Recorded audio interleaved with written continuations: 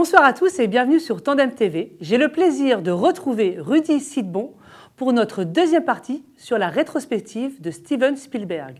Rudy, bonsoir. Bonsoir Déborah, ravi de te retrouver à nouveau et ravi de vous retrouver toute l'équipe de Tandem. Alors, fais-nous un petit résumé pour les téléspectateurs sur la première partie. Alors, sur la première partie, nous avons évoqué succinctement l'enfance de Steven Spielberg, notamment ce qu'il a un petit peu poussé à vouloir faire du cinéma.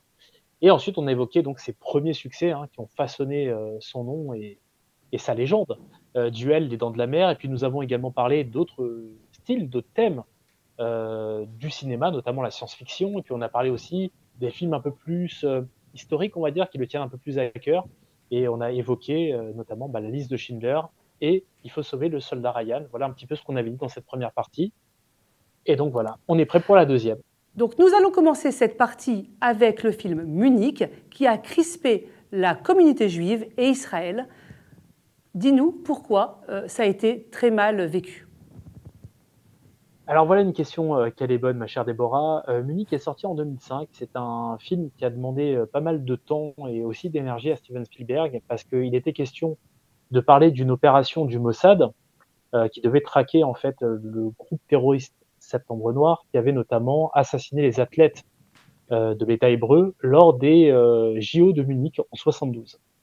Et donc, à partir de là, dans la mesure où il s'agit d'une histoire un petit peu, enfin d'un film d'espionnage qui se base sur des faits réels, il a fallu pour Spielberg et ses équipes en savoir un maximum pour faire en sorte que le film respecte vraiment fidèlement ce qui s'est réellement passé. Or, nous savons qu'en Israël, le Mossad, c'est un service secret qui, comme son nom l'indique, ne divulgue jamais sa manière de faire et puis tout simplement ses secrets.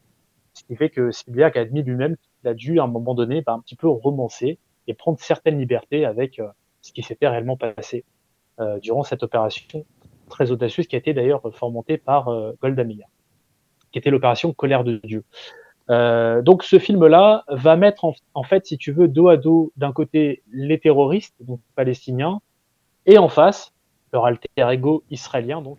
Et donc Spielberg va utiliser un casting international pour son film, pour Munich, en prenant des acteurs vraiment de plein de pays différents. Eric Bana qui est australien, Daniel Craig qui est britannique, également Mathieu Kassovitz qui est français, puis un autre acteur français aussi qui a joué un méchant dans James Bond, Mathieu Amalric, avec qui j'ai eu la chance de tourner d'ailleurs pour la petite anecdote, dans Les Fantômes d'Ishmael. Et donc ce film va s'appuyer sur un gros casting, encore une fois.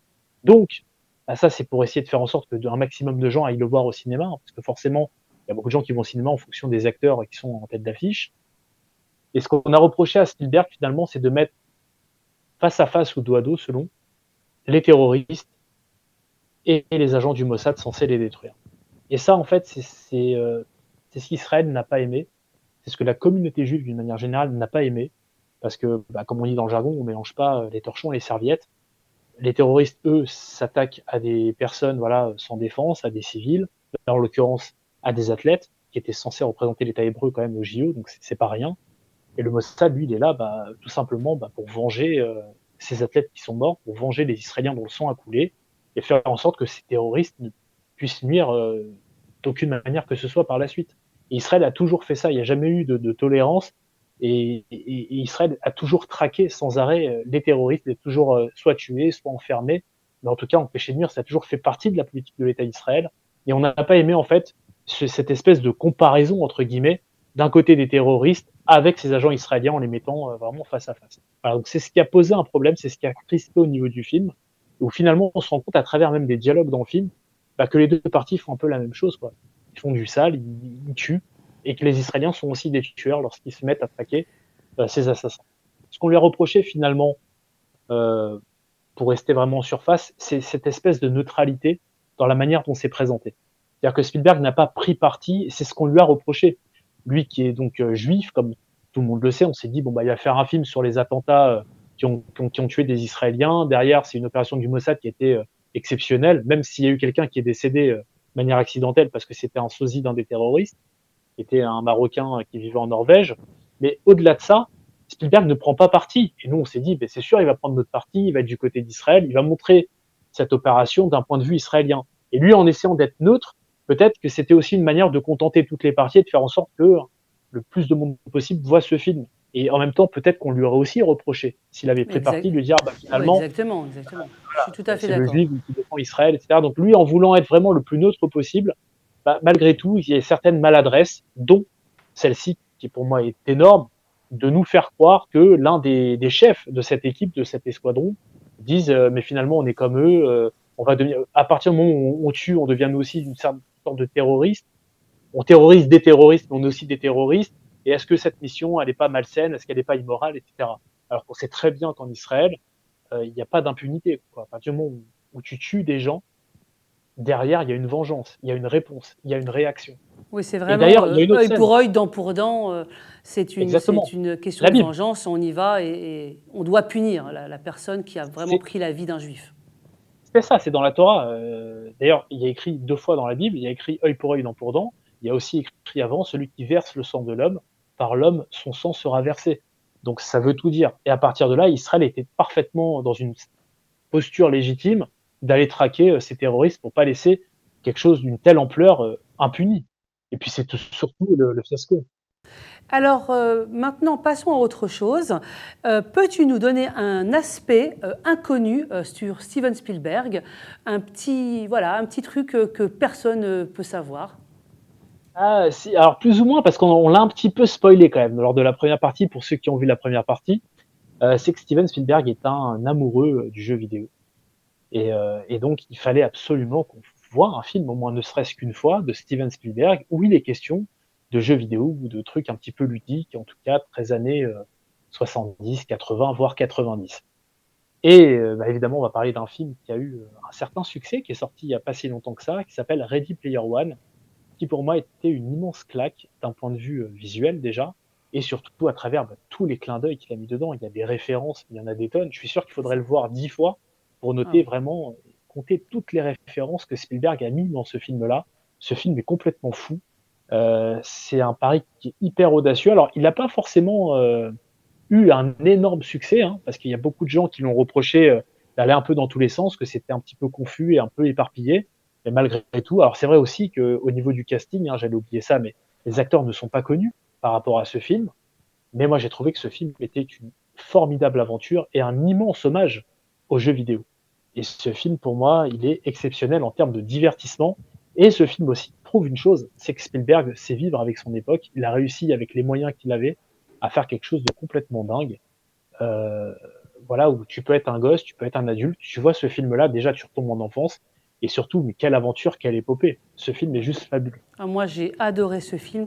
C'est vrai que moi, je suis fan. J'ai joué aux jeux vidéo petite. J'en fais même des tableaux avec. Donc, j'adore vraiment les jeux vidéo. Et c'est vrai que euh, l'idée est géniale. L'histoire est voilà de vivre avec aussi bien la vie réelle, mais aussi avoir une vie virtuelle. C'est génial. Et puis, encore une fois, comme tu as dit tout à l'heure, tous ces petits détails qui font que les personnes de notre génération se retrouvent. Alors, c'est vrai qu'on n'est pas capable, à moins d'être expert là-dedans, de retrouver tous ces détails et vraiment vraiment de toucher chaque moment, mais on y retrouve chacun. Voilà, c'est un petit puzzle qu'on va découvrir à tout moment. Et j'ai trouvé, je pense, pour moi, c'est un de mes meilleurs films. Vraiment, j'ai adoré. Tout à fait. C'est un film qui est très complet, qui est très très généreux. D'ailleurs, il faut savoir, pour la petite anecdote, que le personnage qui crée l'Oasis, donc c'est ce monde totalement virtuel pour lequel enfin, tu peux te connecter avec un casque en fait, où tu rentres, où tu as ton avatar. C'est un petit peu d'ailleurs le film Avatar de Spielberg, hein, qui avait réalisé Oui, James Cameron 10 ans auparavant, ouais, un peu plus même. Et en fait, ce film-là, il faut savoir que le créateur de l'Oasis, donc ce monde magnifique, qui finalement va mourir et va confier les clés en fait de ce monde à celui qui qui gagne. réussira à gagner les 3 clés. Pour gagner les clés, il faut réussir à trouver les Easter eggs, donc les trucs un peu cachés dans les jeux vidéo qui permettent d'aller un petit peu à l'encontre du scénario tel qu'on te le vend et de faire des trucs un peu retors. Je pense notamment à la première clé où le héros comprend qu'il doit faire la course à l'envers Oui. pour gagner l'épreuve, ce qui est complètement dingue. Mais tu as beaucoup de jeux vidéo comme ça où tu dois faire des trucs qui vont un petit peu qui Bah, sortent un peu des carcans. à contresens, quoi. Exactement. Vraiment, Pour le coup, c'est ça. à Exactement. contresens des règles, à contresens. Et en fait, il faut se distinguer. Dans ce jeu, c'est vraiment se distinguer parmi les milliers de joueurs, ou même les milliards, parce que c'est un Des jeu millions, mondial. Donc, c'est ça. il fallait trouver la personne qui était au même niveau que le créateur, qui soit aussi ingénieux que le créateur, et qui vraiment mérite en fait de récupérer ce jeu, et qui mérite en fait, d'être l'héritier. Exactement. C'est un héritage que Spielberg laisse à travers la culture du jeu vidéo, la culture des années 70, 80, 90. Et ce qui est fort dans ce film, c'est que le héros, en fait, enfin celui qui va réussir, et tout le monde s'identifie à lui forcément, qui va être aidé d'ailleurs, il n'est pas tout seul. Lui, si tu veux, il n'y a pas de relation par rapport à l'argent, par rapport à des intérêts financiers. Et d'ailleurs, c'est eux les méchants du film, c'est qu'il y a une autre société qui va former aussi des gamers pour essayer de gagner justement les clés de ce royaume qui s'appelle Oasis, pour pouvoir ensuite mettre des pubs partout, s'enrichir, gagner des milliards, etc. Et donc, le côté un peu capitalisme bête et méchant. Or là, ceux qui vont essayer de gagner pour le coup, qui vont comprendre un petit peu la mécanique de tout ça, qui vont entrer dans la tête du héros qui a créé ce monde, ce sont des gens qui sont tout simplement des vrais gamers, qui sont passionnés, qui ne veulent pas entendre parler d'argent. Eux, c'est ce royaume-là qu'ils veulent avoir pour continuer à y prospérer et continuer à s'évader de leur vie de tous les jours et s'éclater un petit peu comme un joueur de jeux vidéo qui va, à l'espace d'un instant, s'évader, incarner un personnage dont il va être le héros, tout simplement. Mais c'est vrai que le héros est toujours entouré d'amis, alors que ça soit dans Ready Player One, que ça soit dans les Goonies, que ça soit, par exemple, ils sont toujours en petits groupes. Regarde, E.T., la même chose, c'est un groupe d'enfants qui vont s'entraider pour justement sauver l'histoire, qui vont sauver, que ça soit que ça soit l'extraterrestre, que ça soit le jeu, et c'est toujours un groupe d'amis. Et ça marche, et c'est ça qui fait plaisir en fait aux téléspectateurs, parce qu'on se reconnaît dans ces jeunes, on a envie de faire partie de ce groupe, on a envie de gagner avec eux. Exactement, on est dans le partage. Spielberg partage avec nous, et les comédiens, enfin pas les comédiens, les personnages plutôt partagent également entre eux toutes leurs compétences pour réussir finalement le fait de s'unir. Et d'ailleurs, c'est aussi dans la Torah. Si tu fais un peu de gematria, tu sais qu'en hébreu, yad, qui est donc la main, sa valeur numérique est 14. Et quand tu prends yad et yad, donc main dans la main, ça donne 28. Et 28, c'est la gematria de Kohar, qui veut dire la force. Et c'est pour ça, d'ailleurs, qu'on dit souvent, l'union fait la force. Ah oui. Et en l'occurrence, c'est pour cette raison aussi que les personnages cohabitent ensemble. Tu l'as dit, les Goonies, d'ailleurs, que Spielberg a produit dans les années 80, qui est un film d'aventure fabuleux avec des enfants. Ouais. Il fait un peu peur d'ailleurs à un moment donné, parce que il aime bien faire peur, Spielberg. Il a commencé avec Duel, on en a parlé, Les Dents de la Mer.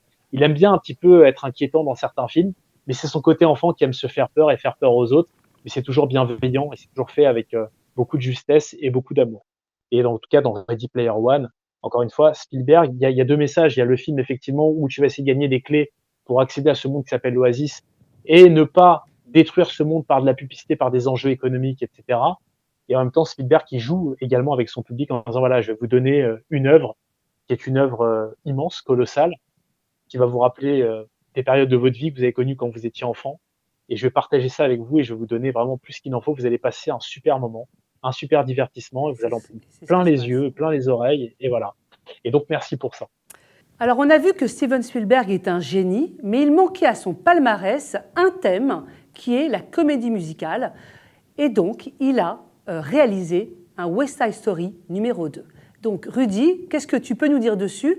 Est-ce que, en fait, je sais que ça a été, la critique a adoré le film, mais en fait, ça a été en fait un échec au niveau box-office. Exactement. Et ce film est un vrai paradoxe. Spielberg avait à cœur d'aller explorer, encore une fois, un nouveau thème, parce que lui, tu vois, c'est ça, son génie aussi, c'est qu'il a un éventail, une palette complète au niveau de la réalisation. Il a quasiment tout réalisé. Et c'est vrai que la comédie musicale, c'est quand même un genre qui cartonne au cinéma depuis des années.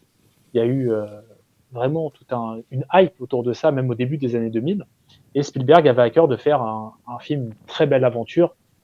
Et quel est le plus grand film de tous les temps, la plus grande comédie musicale de tous les temps adaptée au cinéma, si ce n'est West Side Story avec 11 Oscars. C'est un film immense, Ouais. c'est un film que personne ne pouvait s'attaquer à un projet pareil, parce que quand tu fais le remake d'un film, c'est pour apporter quelque chose peut-être de mieux ou de différent. Or là, le film était tellement parfait au départ, qu'est-ce que tu vas apporter de plus? un film pareil. Et donc, ça pose la question, qui va aller voir ce film au cinéma?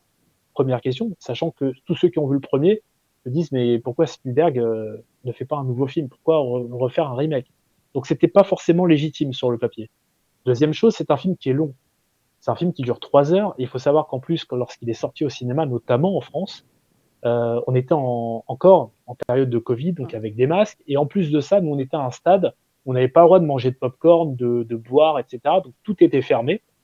Et quand tu vas au cinéma pour voir un film de 3 heures où tu peux pas grignoter, tu peux pas boire, tu Et peux tu dois garder strictement rien ton faire, masque. et que tu gardes ton masque en plus, Aucun ça kiff. devient une corvée. Ouais. Tu fais pas de kiff, c'est une corvée, en sachant que tu as toujours aussi une séance avant le film qui dure 20 minutes. Donc ça fait quand même beaucoup. Ça fait long. Et donc, voilà. Donc si tu veux, c'était un peu décourageant, on va dire. Déjà, comme je l'ai dit, le fait que ce soit un remake, et deux, que ce soit aussi long. Et pourtant, tous ceux qui ont vu ce film, que ce soit la presse en avant-première, comme les spectateurs dont je fais partie, il a été encensé par tout le monde. Il a été unanime. Ce film-là est un chef-d'œuvre. Alors effectivement, on peut lui reprocher certaines longueurs, certains problèmes de rythme. Au niveau du casting, il n'y a rien à dire. C'est juste fabuleux, c'est très réaliste, c'est très bien filmé surtout, et c'est là-dessus qu'on va mettre un petit peu un coup de projecteur, j'ai envie de dire. Ce film-là, en fait, sa force, mais vraiment sa force, c'est, tu remarques dans la filmographie de Spielberg, tu sais, au cinéma, quand tu regardes un film d'une manière générale, tu es vraiment plongé dans le film, tu es plongé dans l'histoire, tu vis l'histoire à travers les Oui, acteurs, c'est à ça. travers les dialogues, Tu fais etc. vraiment partie d'un des acteurs, en fait. Tu as envie de faire partie du casting. C'est ça. Tu t'identifies, hein, Ouais. c'est le principe même du cinéma, et l'espace d'un instant. Mais ce qui est très important, c'est qu'au cinéma, on va te raconter une histoire avec des dialogues, mais on va te raconter aussi une histoire avec des images, à travers des plans, à travers des mouvements de caméra. Et Spielberg, en fait, là où il est très fort, et c'est quelque chose qu'on ne remarque pas, et c'est ça sa force. Je vais prendre un autre exemple, c'est comme Zidane au football. Pourquoi c'est un génie? Parce que quand il joue au foot, Zidane, et que tu le vois, tu te dis, mais en fait, c'est super simple. Le foot, c'est pas si simple que ça, mais lui, il te l'a rendu simple parce que c'est justement un génie. Donc quand tu le vois, tu te dis, ah, ça a l'air tellement facile. Spielberg, c'est pareil. Quand il te filme des scènes, lorsqu'il te fait des cadres, il passe d'un plan à un autre, t'as l'impression que c'est d'une facilité, c'est tellement simple, puis surtout, c'est agréable. C'est agréable parce qu'il y a du mouvement, et en même temps, ce mouvement-là, bah, tu vois pas la caméra.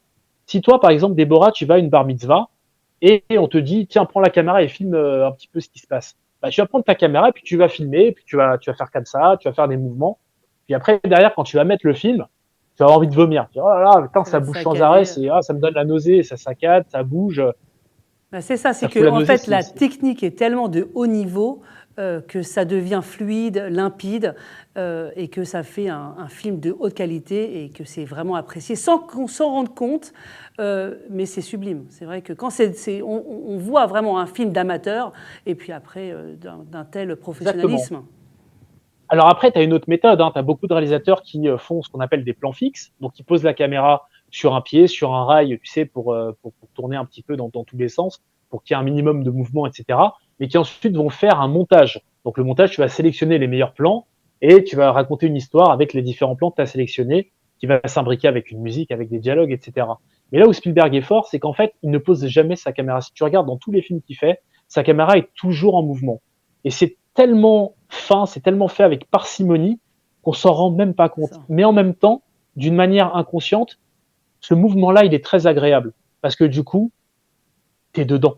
Tu vois, il t'embarque avec lui, il va chercher l'émotion sur un visage en faisant un zoom, mais qui est, tu vois, le zoom, il est pas d'un coup, genre de manière brutale. Il va être amené d'une manière tellement délicate qu'à la limite, tu t'en rends même pas compte qu'il est en train de zoomer sur un visage, sur un regard pour essayer d'aller dans les pensées de l'acteur qui est en train d'incarner son personnage. Et là où il est très fort dans West Side Story, c'est qu'en fait, il y a des plans qui sont monstrueux, mais vraiment avec des caméras, tu sais, qui sont en hauteur, limite au plafond, où tu vois la troupe qui danse en dessous avec des mouvements magnifiques, des chorégraphies, mais de dingue. Et puis des décors, pour montrer la totalité du décor qui est incroyable. Il a fait des décors sublimes, que ça soit dans la rue, que ça soit incroyable. En studio, etc. Et surtout, les mouvements de caméra d'un plan à un autre, ce qu'on appelle les transitions, elles sont fabuleuses. Ce film-là, visuellement parlant, c'est un chef-d'œuvre, rien que tu le regardes seulement. Tu connais ni l'histoire, ni rien du tout, tu vois juste ce film, tu te dis waouh, qu'est-ce que c'est beau, qu'est-ce que c'est bien réalisé. On a l'impression que c'est la caméra et la main de Spielberg. Tu vois, ça fait partie de son bras. Tellement ça va partout et c'est d'une précision, c'est un travail d'orfèvre. C'est juste fabuleux.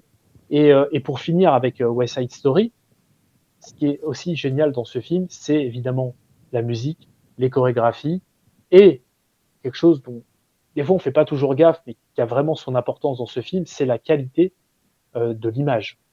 C'est-à-dire qu'il y a une colorimétrie, il y a un photographe de plateau. Enfin, je veux dire, l'image est sublime. Le jeu de lumière qu'ils ont fait, c'est fabuleux. Tu as l'impression d'assister vraiment à une comédie musicale, voilà, à Brooklyn.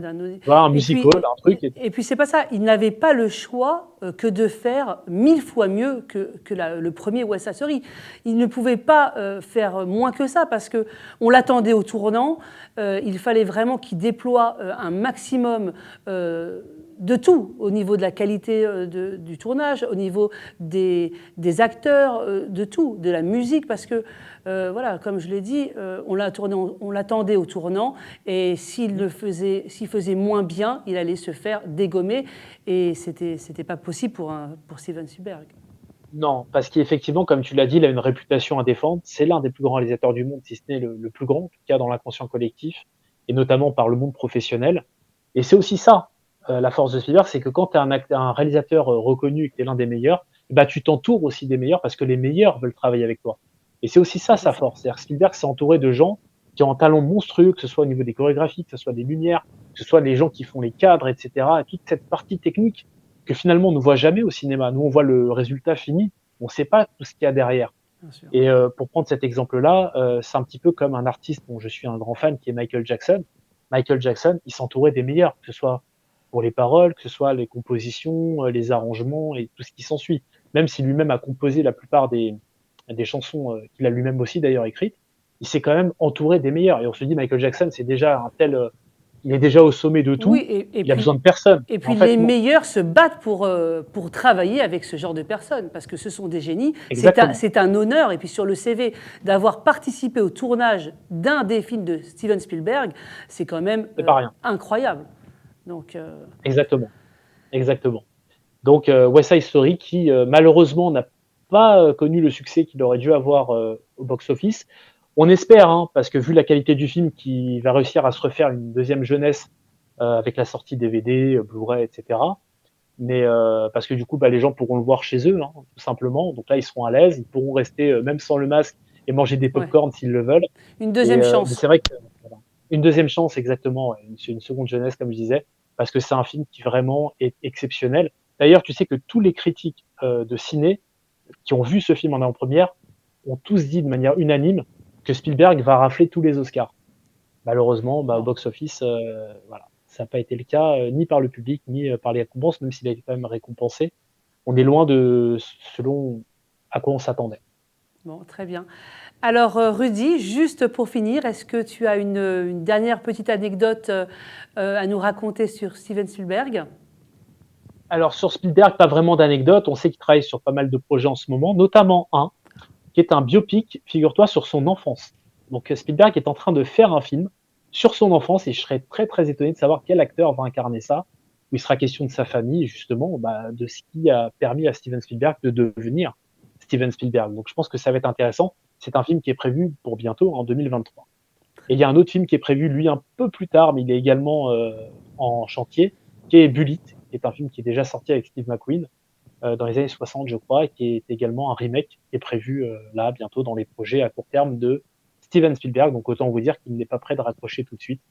Il a encore pas mal de choses à nous montrer. Ouais, donc pas de retraite pour Steven Spielberg pour l'instant. Donc, écoute, Rudy, merci beaucoup. Ça a été une émission très sympathique. On a appris beaucoup de choses. J'espère que cette émission vous a plu autant que moi. Rudy, merci. Et puis à très bientôt sur Tandem TV. Merci à toi, Déborah. Je vous fais un bisou à tous. Merci à vous. À bientôt.